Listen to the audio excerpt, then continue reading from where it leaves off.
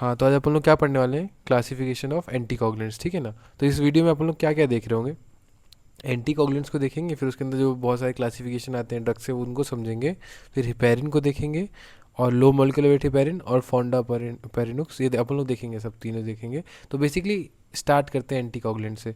तो एंटीकोगुलेंट होता क्या है, जो कोगुलेशन ना होने दे। कोगुलेशन मतलब क्या, सिंपल सी भाषा में इसको क्या बोलेंगे, क्लॉट बन जाना। तो क्लॉट नहीं फॉर्म होने देने वाले ड्रग्स को अपन लोग क्या बोलेंगे, एंटीकोगुलेंट्स, ठीक है।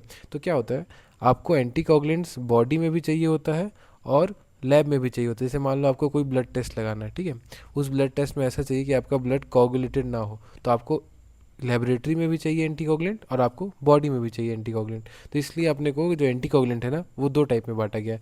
अगर उसको ट्रीटमेंट के लिए इस्तेमाल किया जा रहा है तो उसको अपन लोग बोलेंगे इन वीवो, और अगर उसको लेबोरेटरी में इस्तेमाल किया जा रहा है तो उसको अपन लोग बोलेंगे इन विट्रो, ठीक है ना। वीवो मतलब बॉडी और विट्रो मतलब आउटसाइड द बॉडी। तो अगर आउटसाइड द बॉडी हो रहा है तो इन विट्रो, और इनसाइड द बॉडी हो रहा है तो इन वीवो, ठीक है ना। तो देखो, इन विट्रो को पहले से याद कर लो, ये तो एक पता होगा, हिपेरिन इस्तेमाल करते हैं अपन लोग, तो हिपेरिन है। और उसके अलावा अपना क्या है, सोडियम का सीईओ है, ये सुना हुआ नाम है, बस इसको सीईओ इसलिए बना दिया ताकि एक ऑर्डर में याद रहे अपने आप को। क्या है सीईओ, सी मतलब क्या, सोडियम सिट्रेट, सोडियम एडिटेट और सोडियम ऑक्जिलेट, ये होता है। तो ये अपना लैब में इस्तेमाल करते हैं। एक बेसिक हेपेरिन एंटीकोगुलेंट तो अपने को पता है, जो कि क्लॉट नहीं बनने दे रहा है। उसके अलावा सोडियम का सीईओ, सिट्रेट, एडिटेट और ऑक्जिलेट, ये काम का नहीं आएगा अपने को, काम अपना सबसे ज़्यादा ये आने वाला है। पर क्लासिफिकेशन जरूरी है याद करना, तो वो समझ लेते हैं। तो देखो, जो अपने बॉडी में काम आएगा ट्रीटमेंट में, उसमें दो आते हैं इन वीवो में ही। ऐसा जो अपन लोग इंजेक्शन के थ्रू दे सकते हैं उसको अपन लोग क्या बोलेंगे, इन वीवो पेरेंटरल। और एक जो इन वीवो अपन लोग ओरल दे सकते हैं, ठीक है ना। तो देखो, अपन लोग पहले इन वीवो पेरेंटरल को क्लासीफाई करते हैं, फिर इन वीवो ओरल को क्लासीफाई करेंगे। तो देखो, पेरेंटरल में जब क्लासीफाई करेंगे ना, तो बेसिकली क्लॉट है। क्लॉट का दूसरा नाम जानते हो ना, थ्रोम्बस होता है। तो थ्रोम्बस को फॉर्म कराने वाला कौन होगा, थ्रोम्बिन होगा। तो अपन लोग या तो डायरेक्टली थ्रोम्बिन को इनिबिट कर दो ताकि थ्रोम्बस ना बने, ताकि क्लॉट ना बने, या तो इनडायरेक्टली जाके थ्रोम्बिन को इनिबिट करो। मतलब डायरेक्टली आप थ्रोम्बिन को इनिबिट नहीं कर रहे हो, किसी और फैक्टर को इनिबिट कर रहे हो जो कि थ्रोम्बिन को इनिबिट कर रहा है और नहीं हो पा रहा। तो वही देखो, आप थ्रोम्बिन को, ये देखो, ये जो गोली है इनडायरेक्टली जा रही है, जबकि इसमें गोली डायरेक्टली जा रही है। तो इनडायरेक्टली अगर थ्रोम्बिन को इनिबिट कर रहे हो तो उसको अपन लोग क्या बोलेंगे, इनडायरेक्ट थ्रोम्बिन इनिबिटर्स। अगर डायरेक्टली इनिबिट कर रहे हो तो डायरेक्ट थ्रोम्बिन इनिबिटर्स। तो इनडायरेक्ट में क्या आता है, सबसे मेन देखो, हिपेरिन, ठीक है। उसके बाद क्या है, ये लो मॉलिकुलर वेट हिपेरिन। मतलब क्या, हिपेरिन में से कुछ कुछ फ्रेगमेंट अपन लोग निकाल दिए तो क्या बचा, लो मॉलिकुलर वेट हिपेरिन। और लास्ट में देखो, परी से याद कर लो, फोंडा परी नुक्स, ठीक है ना। मतलब बेसिकली नुक्स निकाल ली सब चीज़ों में, पड़ी है क्योंकि, तो इसलिए फोंडा परी नुक्स, सिंपल। तो ये अपना क्या होता है, इन वीवो पेरेंटरल में भी कौन सा, इनडायरेक्ट थ्रोम्बिन इनिबिटर्स, ठीक है। कौन कौन से हैं, हिपेरिन, लो मोलिकुलर वेट हिपेरिन और फोंडा पेरिनुक्स। फिर अपन लोग देखते हैं डायरेक्ट थ्रोम्बिन इनिबिटर्स। तो जो डायरेक्टली थ्रोम्बिन को इनिबिट कर रहे हो, कोई अदर मॉलिक्यूल को इनिबिट नहीं कर रहे होंगे, तो उसमें कैसे याद करना है। ये आप ऐसे गांव में क्या बोल रहे हैं कि वहाँ पे आप एरगोट मांगे किसी से, तो उसने क्या बोला, मतलब उसने एरगोट दिया, तो आपने जब इस्तेमाल किया उसका तो बोले कि भाई देसी एरगोट बवाल माल है। मतलब क्या, देसी का मतलब क्या, देसी रूडिन, ठीक है ना। एरगोट से अपन लोग क्या याद किए, एरगेटोबेन, और बवाल से याद कर लिए बिवाली रूडिन, ठीक है ना। तो देसी, देसी रूडिन, देसी रूडिन, एर्गोट से एर्गेट्रोबैन, और बवाल से बिवाली रूडिन, सिंपल। तो ये अपना हो गया डायरेक्ट थ्रोम्बिन इन्हिबिटर। और डायरेक्ट डी से स्टार्ट हो रहा, तो इसको भी जब ट्रिक स्टार्ट करोगे तो डी से स्टार्ट करना। तो देसी एर्गोट बवाल माल, वैसे ये काम नहीं आएगा, काम आपका मेन यही आएगा अगर कहीं आएगा। पर अगर क्लासिफिकेशन स्पेसिफिकली पूछ लिया तब इसका काम आएगा अपने को, तब ये लिख देना कि देसी रूडिन, अर्गेटोबान और बिवाली रूडिन। तो ये अपना क्या हो गया, in vivo parenteral. In vivo parenteral को अपन लोग ने दो पार्ट में क्लासीफाई किया, एक इनडायरेक्ट थ्रोम्बिन इनिबिटर और एक direct thrombin inhibitor. Indirect thrombin inhibitor में क्या क्या आया, हिपेरिन, लो मोलिकुलर वेट हिपेरिन और फोंडा परिनुक्स। डायरेक्ट थ्रोम्बिन इनिबिटर को डी से स्टार्ट करो तो देसिरुडीन, अर्गेटोबान और बिवालिरुडीन, ठीक है ना। इसके बाद अपन लोग देखते हैं, जो वो तो पेरेंट्रल था, अब अपन लोग देख रहे हैं ओरल वाले। तो इन विट्रो ओरल वाले दो टाइप के हो सकते हैं, डेरिवेटिव्स या फिर इनिबिटर्स। तो किन से निकल के बन रहा है, अगर वो मान लो कुकुम्बर से, यहाँ पे याद करा रहे कुकुम्बर से निकल के बन रहा है, मतलब क्यों, असलियत में कुकुम्बर नहीं है, ट्रिक है। तो क्यूमिरन डेरिवेटिव, ठीक है ना। तो क्यूमिरन डेरिवेटिव, और इंडिया से याद कर लो इंडियन डियोन डेरिवेटिव, सिंपल। तो एक कुकुम्बर और एक इंडिया। तो क्यूमिरन डेरिवेटिव्स और इंडियन डियोन डेरिवेटिव्स। तो क्यूमिरन डेरिवेटिव्स अपने को याद रहता है क्या, इसका ट्रिक बाद में बनवा के याद कराऊंगा क्यूमिरन डेरिवेटिव्स का। ये वॉरफेरिन और डिकामोरल आता है, अभी बस के लिए वॉरफेरिन याद कर लो, फिर बाद में याद करा दूंगा। अब इंडियन डियोन डेरिवेटिव्स में क्या आएगा, नाम ही में इंडियन डियोन है तो इसको इस्तेमाल कर लो, तो फेनिन डियोन, सिंपल। तो ये अपना क्या आ गया, डेरिवेटिव, डेरिवेटिव दो था, या तो कुकुम्बर का होगा या तो इंडिया का होगा। कुकुम्बर मतलब क्या, क्यूमेरिन डेरिवेटिव, और इंडिया का मतलब क्या, इंडेनडियोन डेरिवेटिव। तो इसका एग्जांपल वॉरफेरिन है और इंडेनडियोन का फेनेंडियोन है। अब इनिबिटर्स, तो या तो आप थ्रोम्बिन को डायरेक्टली इनिबिट करते होंगे, या तो फैक्टर 10 भी इस्तेमाल होता है कोगुलेशन पाथ में, उसको इनिबिट कर रहे होंगे। तो डायरेक्ट थ्रोम्बिन इनिबिटर में आता है डाबिगेट्रन। एक IAS ऑफिसर थी, कौन, टीना डाबी, उससे याद कर लो, इसका फोटो लगाना भूल गया मैं, उससे याद कर लो डाबिगेट्रन, सिंपल। और फैक्टर 10 को जो इनिबिट कर रहा है ना, वो अपना कोई बैल है, ऑक्स है, तो ऑक्साबान, तो रिवेरो ऑक्साबान और एपेक्साबान, सिंपल। फिर से रिवाइज करेंगे तो समझ में आ जाएगा। तो अपन लोग इन विट्रो जो ओरल का इस्तेमाल कर रहे हैं ना, वो दो है, या तो वो डेरिवेटिव्स होंगे या तो वो इनिबिटर होंगे। तो डेरिवेटिव्स या तो आप कुकुम्बर से निकालो या तो इंडिया से निकालो, मतलब क्या, क्यूमेरन डेरिवेटिव्स और इंडियन डियोन डेरिवेटिव्स। तो क्यूमेरन डेरिवेटिव्स में कौन आ गया अपना, वॉल्फरिन, और इंडियन डियोन्स में कौन आ गया, फेनिडियोन। जबकि डायरेक्ट थ्रोम्बिन इनिबिटर और फैक्टर 10 इनिबिटर, तो डायरेक्ट थ्रोम्बिन इनिबिटर में डी से याद कर लें डाबिगेट्रन, वो टीना डाबी से याद कर लो। और अपना 10A में जो है वो एक बैल गुलाब, मतलब क्या, ऑक्साबान, तो रिवायरोक्साबान और एपिक्साबान, सिंपल। तो ये अपना क्लासिफिकेशन कंप्लीट हो गया। क्लासिफिकेशन अपन लोग कैसे किए, या तो वो लैब में इस्तेमाल हो रहा होगा या तो बॉडी में इस्तेमाल हो रहा होगा। अगर वो लैब में इस्तेमाल हो रहा है उसको अपन लोग क्या बोलेंगे, इन विट्रो। इन विट्रो में क्या आ गया, एक तो सबको याद रहता है कौन सा, हिपेरिन और सोडियम CO। सोडियम C मतलब क्या, सोडियम सिट्रेट्स, E मतलब सोडियम एडिटेट, और वो मतलब सोडियम ऑक्जेलेट। फिर उसके बाद जो अपने बॉडी में इस्तेमाल हो रहा है उसको अपन लोग क्या बोल रहे हैं बेसिकली, इन वीवो पेरेंटरल, ठीक है ना। तो इसमें बेसिकली क्या देख रहे हैं अपन लोग इन वीवो में, हाँ, इनडायरेक्ट थ्रोम्बिन इनिबिटर और डायरेक्ट थ्रोम्बिन इनिबिटर। तो इनडायरेक्ट थ्रोम्बिन इनिबिटर में कौन आता है, हिपेरिन, लो मोलिकुलर वेट हिपेरिन, और अपना परी से याद करना फोंडा परिनुक्स। डायरेक्ट थ्रोम्बिन इनिबिटर्स में कौन था, आपने एक ट्रिक याद किया, वो देसी वाला, देसी मतलब क्या, देसी रूडीन अर्गोट, देसी अर्गोट बवाल माला, मतलब देसी रूडीन, अर्गोट से अर्गेट्रोबान, और बवाल मतलब बिवाली रूडीन, सिंपल। फिर अपन लोग देखते हैं क्या, ये अपना ओरल, तो ओरल की बात करें तो उसमें डेरिवेटिव था और इनिबिटर था। डेरिवेटिव में कुकुम्बर और इंडिया, कुकुम्बर मतलब क्यूमेरिन डेरिवेटिव्स और इंडिया मतलब इंडियन डियोन डेरिवेटिव्स। इसका एग्जांपल था वॉल्फरिन, और इंडियन डियोन में फेनिडियोन। और डायरेक्ट थ्रोम्बिन इनिबिटर्स और 10A, तो डायरेक्ट थ्रोम्बिन इनिबिटर में कौन आ जाता है अपना डाबिगाट्रॉन, और 10A में कौन आता है, ऑक्साबान, तो रिवारोक्साबान और एपिक्साबान, सिंपल। फिर अपन लोग आते हैं तो वही जो अपना पेरेंट्रल में जो इनडायरेक्ट थ्रोम्बिन इनिबिटर ना, वो अपने ज़्यादा काम का है, तो अपन लोग उसी को अच्छे से समझेंगे। कौन कौन सा, हिपेरिन, लो मोलिकुलर वेट हिपेरिन और फोंडापाइनिक्स। तो इस वीडियो में अपन लोग यही देख रहे होंगे, हिपेरिन, लो मोलिकुलर वेट हिपेरिन और फोंडापाइनिक्स। इसके अगले वाले वीडियो में अपन लोग वॉल्फरिन देखेंगे और वॉल्फरिन और हिपेरिन का कंपैरिजन देखेंगे, ठीक है। तो चलो हिपेरिन चालू करते हैं। तो हिपेरिन होता क्या है बेसिकली, एक हेट्रोजेनस मिक्सचर। अगर ये याद नहीं करना है तो चलेगा, ये बस इंट्रो के लिए है, पर इसमें सबसे ज़्यादा जरूरी याद क्या करना है, mechanism of action, adverse effects और इसका कॉन्ट्राडिक्शन, ये तीन ज़्यादा ज़रूरी है इसमें। तो देखो इंट्रोडक्शन क्या है, ये बेसिकली हेट्रोजेनस मिक्सचर है, मतलब दो चीज़ से मिलकर बना होगा। एक तो म्यूकोपॉलीसेकेराइड, देखो मैं आसपास म्यूकस बना दिया हूँ और ये क्या बहुत सारा चेन बना दिया हूँ, इसलिए म्यूकोपॉलीसेकेराइड याद कराने के लिए। तो म्यूकोपॉलीसेकेराइड है और ये सल्फेटेड डाइसेकेराइड है। देखो दो कंपाउंड बनाया, उसके ऊपर क्या सल्फेट है, तो सल्फेटेड डाइसेकेराइड, इन दोनों से मिलकर बना है, ठीक है। तो देखो ये म्यूकोपॉलीसेकेराइड है ना, तो स्ट्रेट चेन है, बहुत लंबी चेन होती है, इस कारण से इसका मॉलिक्यूलर वेट आता है कितना, 10,000 से 20,000 डाल्टन के आसपास। जबकि जो इसका सल्फेट ग्रुप है ना, वो इसके नेगेटिव चार्ज के लिए रिस्पॉन्सिबल होता है, सिंपल। तो ये क्या है बेसिकली, हेट्रोजेनस मॉलिक्यूल है। हेट्रोजेनस मतलब दो टाइप की चीज़ों से मिलकर बना होगा, एक तो पॉलीसेकेराइड म्यूकोपॉलीसेकेराइड, और एक डाइसेकेराइड मतलब कौन सा, सल्फेटेड डाइसेकेराइड। तो म्यूकोपॉलीसेकेराइड उसका वेट प्रोवाइड करता है क्योंकि एक लंबा चेन है, तो उसकी वजह से इसका वेट आया 10,000 से 20,000। और जबकि जो सल्फेट ग्रुप है इसको नेगेटिव चार्ज प्रोवाइड कर रहा है, तो एक मास प्रोवाइड कर रहा है, एक चार्ज प्रोवाइड कर रहा है, सिंपल। अब अगर अपन लोग इसका मैकेनिज्म ऑफ एक्शन देखें तो ये मेनली अगर देखो ना तो एंटी कोगुलेंट एक्शन कराते हैं, यही अपने को जानना जरूरी है। इन दोनों को भूल भी जाओ तो चलेगा, पर ये वाला एक्शन जानना जरूरी है। तो मैकेनिज्म ऑफ एक्शन क्या है, या तो वो एक एंटी कोगुलेंट एक्शन करा रहा है जो कैस्केड पाथवे उसको रोक देगा, या तो प्लेटलेट को रोक देगा, और एक अपना लाइपीमिया क्लियरिंग है, वो समझेंगे अपन लोग। तो देखो पहला क्या है, एंटी कोगुलेंट एक्शन। तो एंटी कोगुलेंट एक्शन कैसे करता है, तो पहले एंटी कोगुलेंट एक्शन समझने के लिए अपने को इसका नॉर्मल कैस्केड समझना पड़ेगा। तो नॉर्मल कैस्केड कैसे चलता है, फैक्टर 11 था, वो एक्टिवेट हुआ 11A में, अब 11 को पलटा दिया मतलब क्या 9, तो 9 किस में कन्वर्ट हो गया, 9A में। अब अपना बीच में 10 तो बच गया था ना, तो 10 किस में कन्वर्ट हो जाएगा, 10A में। और ये 10A क्या करता है, प्रोथ्रोम्बिन को थ्रोम्बिन में कन्वर्ट करता है, और थ्रोम्बिन फिब्रिनोजन को फिब्रिन में कन्वर्ट करता है, सिंपल। तो ये जो फिब्रिन है वही क्लॉट बनाता है, ये अपना नॉर्मल कैस्केड है। चालू कहाँ से किया, 11 से, 11 को पलटा के 9 कर दिए, 9 फिर 10 तो बचा था 10, और फिर ये 10 ही किसको, प्रोथ्रोम्बिन को थ्रोम्बिन, थ्रोम्बिन को फिर फिब्रिनोजन को फिब्रिन में कन्वर्ट कर दिया, ये नॉर्मल होता है। पर क्या होता है जब आप लोग हिपेरिन दिए ना, तो हिपेरिन बाइंड करेगा किससे, एंटी थ्रोम्बिन 3, नाम से समझो, एंटी थ्रोम्बिन, थ्रोम्बस के अगेंस्ट काम कर रहा होगा, क्लॉट नहीं बनने देगा, तो इसको एक्टिवेट कर देता है। एंटी थ्रोम्बिन वाला जैसे एक्टिवेट होता है ना, तो वो क्या करता है, इनएक्टिवेट करता है 11A को। कहाँ गया ये 11A, इनएक्टिवेट हो गया। अगर ये इनएक्टिवेट हो गया तो ये इनएक्टिवेट हो गया, ये इनएक्टिवेट हो गया तो ये इनएक्टिवेट हो गया, तो थ्रोम्बिन नहीं बना तो क्लॉट नहीं बना, सिंपल। समझ में? तो ये अपना इसका एंटी कोगुलेंट एक्शन ऐसे चलता है। कैसे? पहले पाथवे को याद करो, पाथवे कैसा है, 11, 11 के बाद अपना 9 आता है, 9 के बाद अपना 10 आता है, 10 से फिर थ्रोम्बिन बनता है, और थ्रोम्बिन के बाद फिब्रिन बनता है, ये अपना पाथवे है।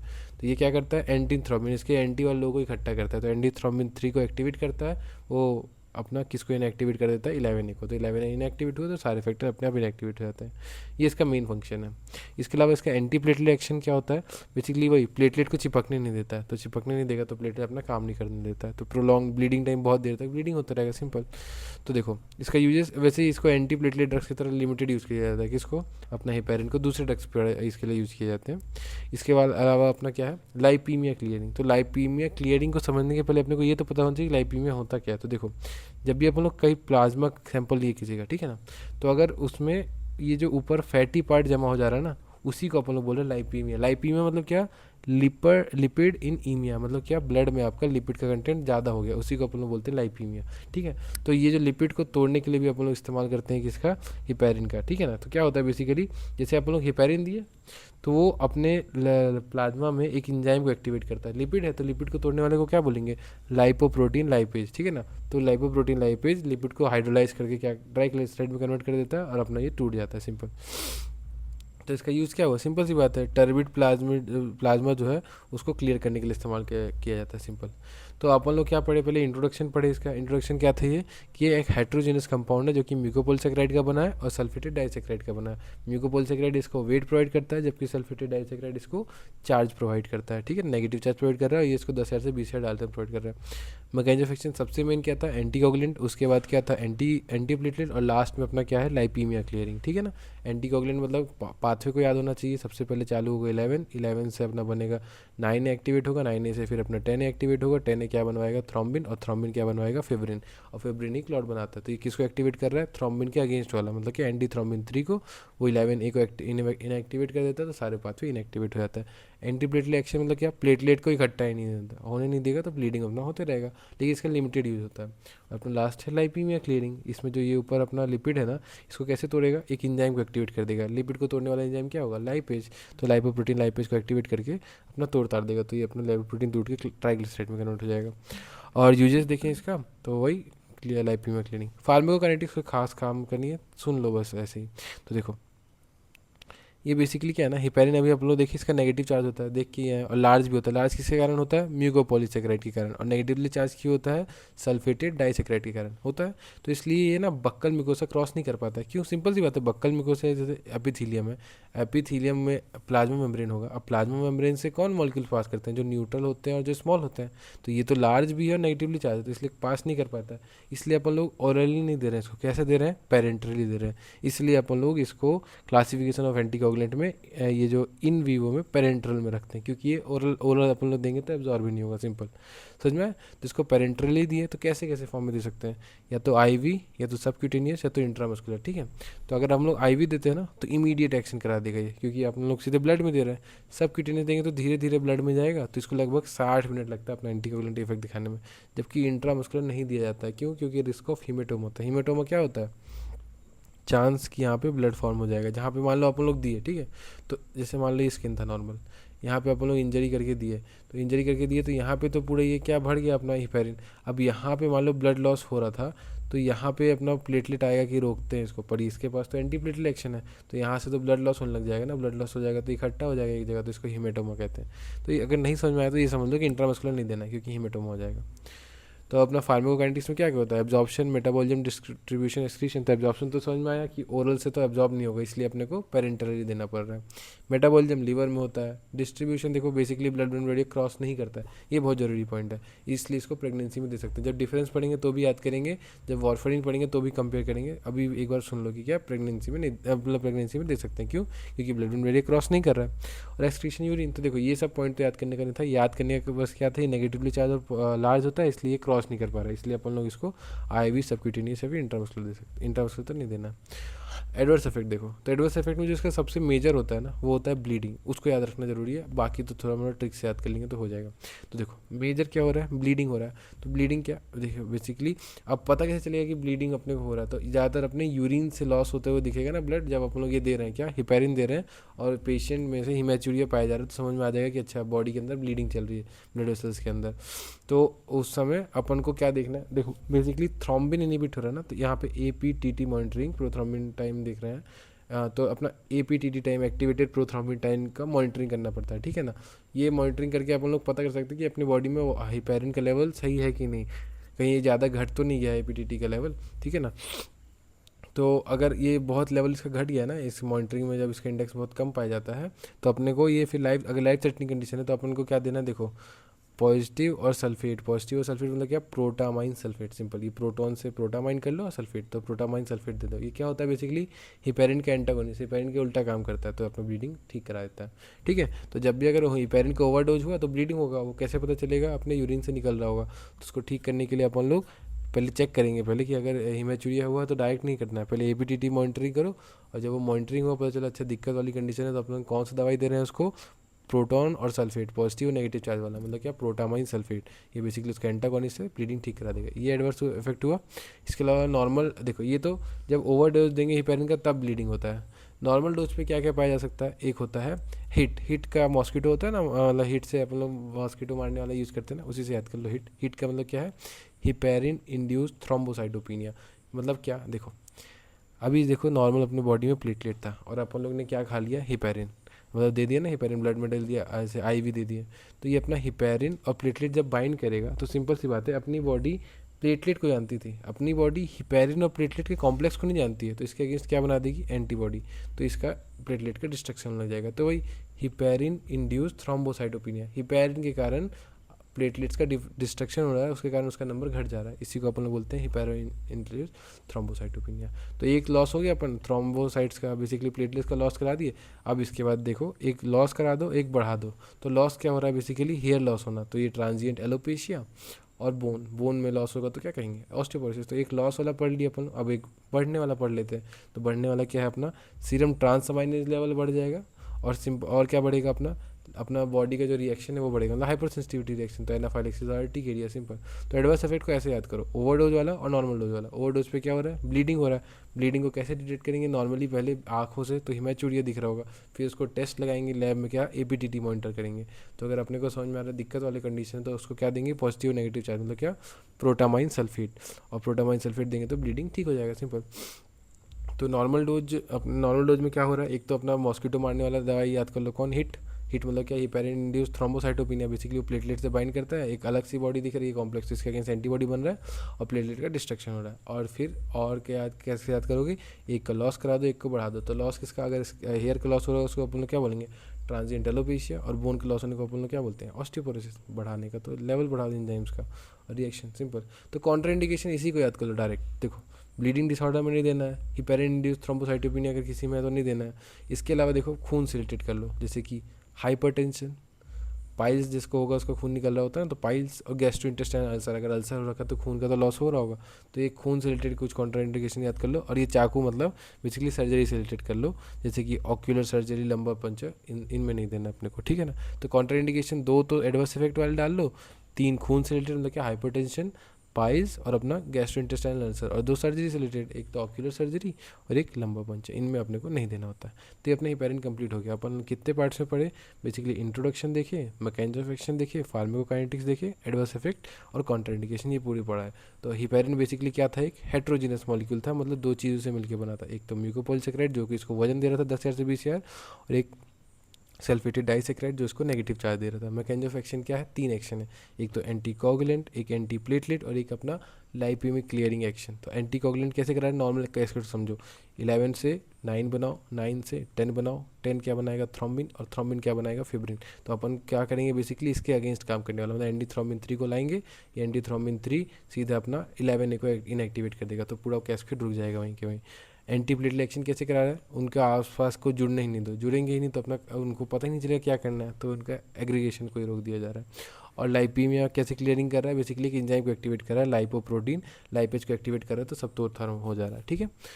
अपना फार्माकोकाइनेटिक्स में सबसे मेन पॉइंट था एब्जॉर्प्शन, तो उसके लिए वही जो पढ़ के आए हो आप मॉलिक्यूल, मतलब क्या लार्ज होता है ना म्यूकोपॉलीसेकेराइड के कारण और नेगेटिव चार्ज होता है, तो इनके कारण ये बगल म्यूकोसा से ऑब्जॉर्ब नहीं हो रहा, तो अपने को क्या देना है बेसिकली पेरेंटरली, आईवी, सबक्यूटेनियस और इंट्रामस्कुलर। तो इंट्रामस्कुलर तो ये वहाँ पे ब्लड लॉस करा सकता था, हीमेटोमा हो जाएगा, तो क्या आईवी या फिर सबक्यूटेनियस देना, तो आईवी तो सीधे ब्लड में दे दिए तो इंस्टेंट काम करने लग जाएगा, और सबक्यूटेनियस दोगे तो धीरे धीरे जाएगा, तो इसलिए थोड़ा टाइम लगेगा, 60 मिनट में हो जाएगा, सिंपल। और एडवर्स इफेक्ट में या तो अपना क्या ओवरडोज कर दो या तो फिर नॉर्मल डोज कर दो। ओवरडोज में अपने को ब्लीडिंग दिख रहा है, इसको अपन लोग कैसे पहले तो मॉनिटरिंग करो, एपीटीटी मॉनिटरिंग, और उसको फिर एक पॉजिटिव नेगेटिव वो ड्रग दे दो, मतलब क्या प्रोटामाइन सल्फेट दे दो, और उसके बाद उससे उसका ठीक हो जाएगा। और नॉर्मल डोज में अपने को 3 चीज़ याद रखना है, एक तो मॉस्किटो वाला ड्रग, मतलब बेसिकली हिट देख लो, और एक बढ़ा दो और घटा दो और बढ़ा दो, मतलब हिट मतलब क्या हिपेरिन इंड्यूस थ्रोम्बोसाइटोपिनिया, घटा दो जैसे बाल घटा तो एलोपेशिया, और अपना बोन घटा तो ऑस्टियोपोरोसिस, और अपना बढ़ा दिए तो क्या रिएक्शन बढ़ा दिए तो एंजाइम का लेवल बढ़ा दिए, सिंपल। कॉन्ट्राइंडिकेशन में वही शुरुआत के 2 डाल दो, 3 ब्लड से रिलेटेड डाल दो जैसे अल्सर, पाइल्स, हाइपरटेंशन, और 2 सर्जरी से रिलेटेड डाल दो। अब देखो ये हो गया ना, अब अगर ये हिपेरिन पढ़ ले तो लो मोलिकुलर वेट हिपेरिन कुछ नहीं है, वो सिंपल ही है।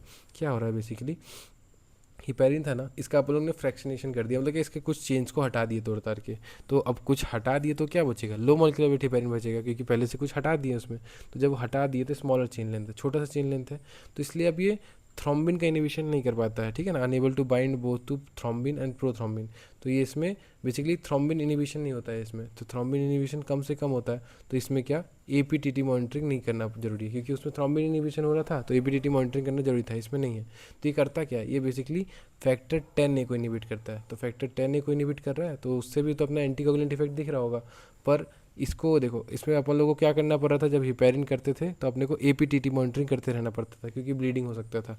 इसमें ये छोटा सा है तो थ्रोम्बिन इनिबिशन ज़्यादा नहीं कर पाता है, तो ज़्यादा नहीं कर पाता है तो इसका एपीटीटी मॉनिटरिंग नहीं चाहिए, तो क्या चाहिए बेसिकली फैक्टर 10A को इनिबिट कर रहा है ना, तो अपने को एंटीकोगुलेंट इफेक्ट दिखा रहा है। लेकिन अगर कोई रीनल पेशेंट है ना, तो क्या होता है, किडनी का काम क्या होता है, अपना ब्लड यूरिन तो निकाल रहा है, साथ में से उसमें कुछ कुछ क्लॉटिंग फैक्टर्स भी निकालते जाता है, जैसे कि 10A, ठीक है ना। तो अगर हम लोग मान लो लो मोलिकुलर वेट हिपेरिन दिए हैं, ठीक है, तो अगर लो मोलिकुलर वेट हिपेरिन दिए हैं उसको, तो उसने क्या किया, 10A को इनिबिट किया, और किडनी अपना क्या कर रहा है साथ में 10 अपना फैक्टर 10 को निकालते आ रहा है, तो एक तो इनिबिट भी कर रहे हैं और निकालते जा रहे हैं, तो बहुत ज़्यादा डिफिशियंसी हो जाएगा अपने अंदर 10A का, तो इसलिए अपने को रीनल पेशेंट में देखते रहना पड़ेगा कि क्या है, समझ में आया कि यहाँ पे लेवल ज़्यादा डाउन तो नहीं हो रहा।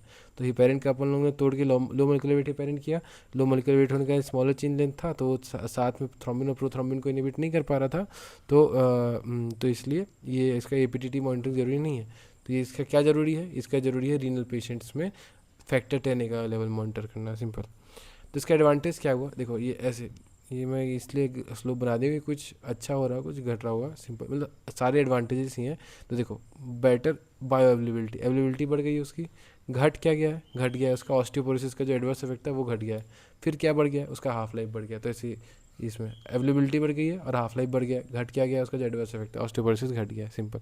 तो इसका एडवांटेज है। तो लो मोलिकुलर हिपेरिन अगर आ गया आपको 5 नंबर का क्वेश्चन, तो क्या करोगे, पहले तो आप इसको समझा दो, ठीक है ना, उसके बाद सेम टू सेम यही पलटा दो, जो फार्माकोकाइनेटिक्स था सेम पलटा दो, एडवर्स इफेक्ट भी सेम लगा दो, बस इसमें ऑस्टियोपोरोसिस के बारे में बता देना कि ऑस्टियोपोरोसिस इसमें कम होता है थोड़ा, कॉन्ट्राइंडिकेशन भी सेम होगा। तो low molecular weight heparin same as heparin ही है, इसके कुछ एडवांटेजेस एक्स्ट्रा हैं, और इसमें बस ये फैक्टर 10A को इनिबिट करता है, बस इतना ही अंतर है, ठीक है ना, सिंपल। जैसे वो फैक्टर 11 को इनिबिट कर रहा था, ये फैक्टर 10A को इनिबिट करता है, सिंपल।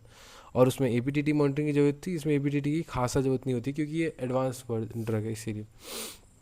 इसके अलावा अपना तीसरा ड्रग क्या था, जैसे अपन लोग जब पढ़े थे क्या इन वीवो में पेरेंट्रल में हिपेरिन, लो मोलिकुलर वेट हिपेरिन और परी से याद किए थे जो कि नुक्स निकालती थी, तो फोंडा परिनुक्स, तो देखो फोंडा परिनुक्स है यहाँ पे। तो फोंडा परिनुक्स क्या है, इसकी अपनी पावर वही 10A को जैसे वो इनएक्टिवेट कर रहा था ना, वही ये भी 10A को इनएक्टिवेट करता है, इसलिए रीनल पेशेंट में इसको कॉन्ट्रा इंडिकेट किया जाता है या फिर मॉनिटर किया जाता है। क्यों, क्योंकि किडनी से 10A निकल रहा है और ये इनएक्टिवेट भी 10A को ही कर रहा है, तो निकल भी रहा है इनएक्टिवेशन भी हो रहा है, तो सीवियर हो जाएगा इसीलिए। तो नो इफेक्ट, और थ्रोम्बिन पे इसका कोई खासा इफेक्ट होता नहीं है, तो थ्रोम्बिन पे इफेक्ट नहीं कर रहा है इसलिए। अब तो देखो हिपेरिन क्या करता था, थ्रोम्बिन पे इफेक्ट करता था, तो उसको अपन लोग ठीक कर देते थे प्रोटामिन सल्फेट से, पर ये नहीं करता है इफेक्ट, तो इसलिए प्रोटामिन सल्फेट से इसको ठीक नहीं कर सकते हैं, ठीक है ना। तो इसलिए पर इसका थ्रोम्बिन इफेक्ट भी नहीं कर रहा है, इसलिए एपीटीटी मॉनिटरिंग करना इसका ज़रूरी नहीं है, ठीक है। इसका यूज़ क्या होगा फिर, वही मतलब अपने को क्लॉट्स तोड़ने होंगे, तो कहाँ के क्लॉट्स तोड़ते हैं, बेसिकली अगर पल्मोनरी में एम्बोलाई बन गया तो पल्मोनरी एम्बोलिज्म, और डीप वेन थ्रोम्बोसिस में इसका इस्तेमाल होता है, सिंपल। तो ये अपना फॉन्डा पेरिनेक्स हो गया। तो ये अपना कंप्लीट कर लिया अपन लोगों ने, क्लासिफिकेशन देखा, हिपेरिन को देखा, लो मोलेकुलर वेट को देखा, फॉन्डा पेरिनेक्स। क्लासिफिकेशन में in vivo, in vitro, in vivo में बांटो, इसको सोडियम सीओ से पढ़ो, इसको इनडायरेक्ट और डायरेक्ट को पढ़ो। इनडायरेक्ट वाले को अपन लोग ने अच्छे से पढ़ा अभी, कौन कौन था, हिपेरिन, लो मोलेकुलर वेट हिपेरिन और फॉन्डा पेरिनेक्स। और डायरेक्ट थ्रोम्बिन इनहिबिटर्स में कौन कौन था, देसिरुडिन, ये एर्गोट और विवालिरुडिन। और अपना इन वीवो तो इन विट्रो तो इतना आगे पढ़ेंगे ही। हिपेरिन्स का भी अपन लोग अच्छे से देख लिए, फॉन्डा पेरिनेक्स देख लिए, और लो मोलेकुलर वेट हिपेरिन देख लिए। आई गेस इतना काफ़ी होगा आज के लिए।